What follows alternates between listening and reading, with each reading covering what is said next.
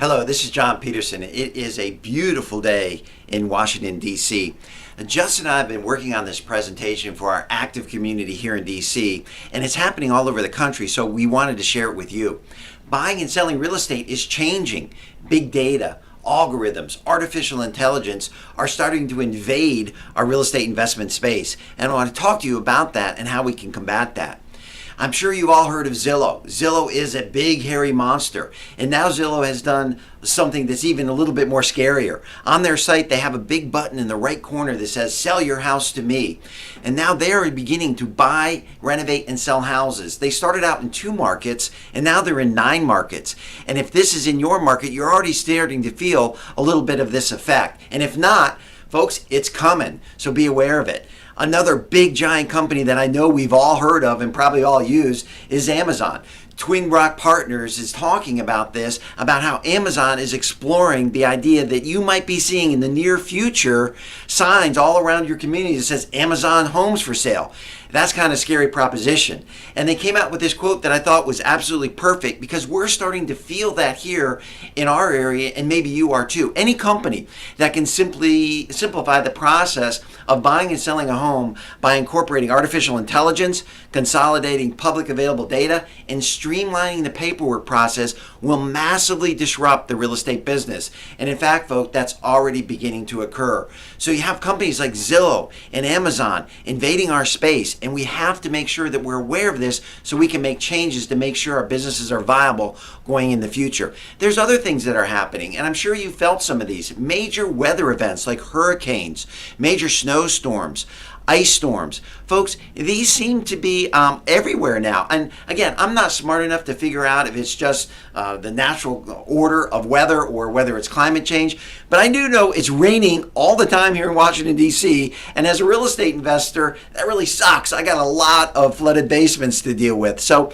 these things are occurring, and they're affecting us now as real estate investors.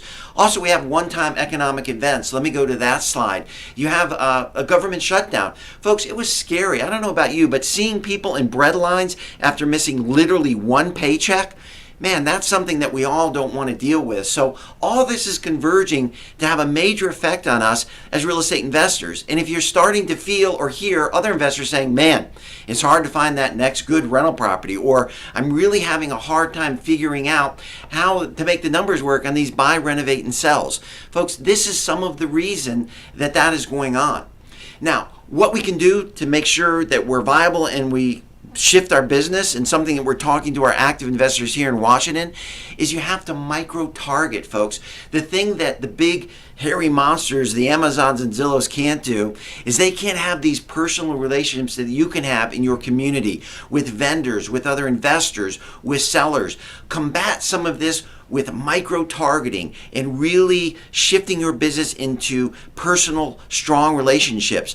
Folks, businesses are formed on that. Think of the show Shark Tank. I'm sure all of you have seen that or maybe heard it, and I really enjoy it. So this is how it works. You have a guy or a gal, a group of people come in, and they pitch their business idea. And if you watch the show, sometimes they're really viable, and sometimes they're a little wacky, and the people don't know what they're doing. But they're pitching it in front of 5 very successful business women and businessmen. And why do you think this show is so powerful? Is because once they mesh that relationship, it's that relationship with that very successful investor, business person, that just makes that business grow exponentially. Folks, we can take that lesson and understand that business is built on relationships, and we need to make sure that we're constantly thinking about that and how we can form those relationships in order to make our businesses grow and expand. Folks, does any of this information make sense to you? Go to Profitable Property USA. We're going to ask you to fill out a simple form. Someone in our office, most likely Justin or Brenda, will be in touch with you, and then you can decide whether or not you want to work with us or not. We look forward certainly to working with you. Let's move on. There's going to be winners and losers in this, folks, as this real estate disruption happens in buying and selling real estate. You're going to have large companies already seeing this happen in our marketplace. And again, as a small investor, I always look to the corporate giants to see if I can get any information out of them in order for me to make the changes way before that. You've seen Sears, you've seen JCPenney's go the way of bankruptcy and reorganization. Folks, if JCPenney's or Sears Two stores that I'm sure most of us around the country at one point in our lives have walked into. If they can suffer from not adapting and suffer from not making changes, it can certainly happen to you. So you need to watch some of these companies and make sure that you're not a product of that same issue of not changing and not adapting to our new marketplace. Now, again, there's more bad news. Unfortunately, just imagine this. Maybe you're an investor that have bought, renovated, and sold property or owned rental properties for many, many years, or you work for a company, and all of a sudden you reach the time of retirement and you realize that your pension is not going to be there anymore, or your savings are not going to cut it in a retirement scenario. Look at this statistic on this graph. People 65 and older are filing bankruptcy 3 times the rate since 1991. Folks, that's only 20, 25 years ago. So we don't want to make sure that we're doing all this work for naught. We don't want to be in that position. Now, there is some good news. Look at a company like IBM. IBM literally led in 2018, all right, the patent list as AI and quantum computing gained prominence. Think about that. I'm just reading that slide there. They're leading the way in patents. What does that mean to you? Well, maybe nothing. But to me, I look at it and go, wow, the folks at IBM understand this. They're constantly innovating. They're constantly bringing all their smart people that work for IBM, and they're constantly looking at the future and how they can position their company in order to make sure that they don't go the way of Sears and J.C. Penney's, but they thrive. And folks, you can do that too. Think about some of the real estate brokerages that maybe you're familiar with. Compass is a brokerage that is kind of focused in on some of the big cities, the luxury market, the Miamis, New York, Washington, Chicago, LA.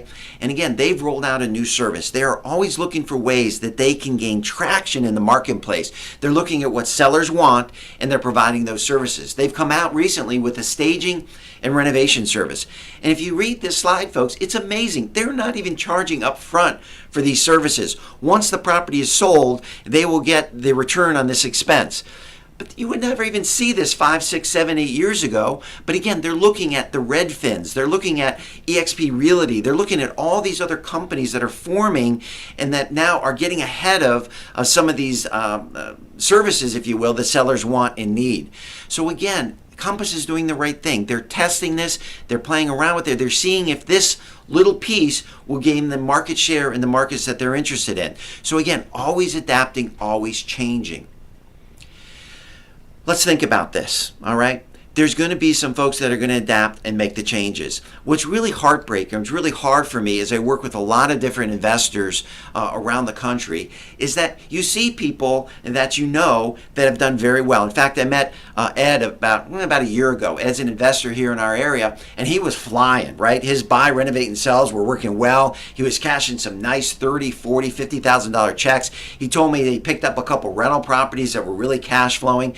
And then I recently saw Ed at a networking event, and he didn't have that same glow, right? He didn't have that same, man, things are going great. His shoulders were a little slumped. He didn't look quite as vibrant. And I asked him, Ed, what's going on? And he basically just told me that, man, things are just not going well. I can't find renovations. I found no rental properties. The one renovation that I have going on now, I'm lucky if I'm going to break even. Folks, that's not where you want to be. Ed is definitely a product of someone that's not changing. He's not looking to what's going on in the market. And if he's not careful, he's going to have to go back to getting a job. And again, none of us want that. Right? When we got into this business, I'm guessing that most of us were looking for a reliable, sustainable way to generate leads that leads to income, which leads to freedom. And I think we're all after freedom. I vividly remember when I realized this in my business. It was many years ago. I've been investing for 20 plus years. And I remember driving across the Bay Bridge, going to the Eastern Shore to buy a house. It was about 2 o'clock, a day very similar to this, just a beautiful day. My window was down, the radio was on. I was thinking, man, this is why I want real estate investment to work for me. I want that freedom. I don't want a boss to have to tell me about when to go to a meeting or be here then or be then now. No raises, maybe 1% a year. I was in control. I knew that if I picked up this house on the Eastern Shore, I had the potential to make $20,000, $30,000, $40,000. That was exciting to me then, and it's exciting to me now. And I certainly don't want to be left behind where I have to go after all these years of work and have to go get a job. And I hope you're feeling the same thing I am. Listen, if some of this information makes some sense to you, go to Profitable Property USA, fill out a very simple form. Again, someone in our office, most likely Justin or Brenda, will give you a call, tell you what it's all about, and if it makes sense to you, you can join our network, and I really look forward to working with you.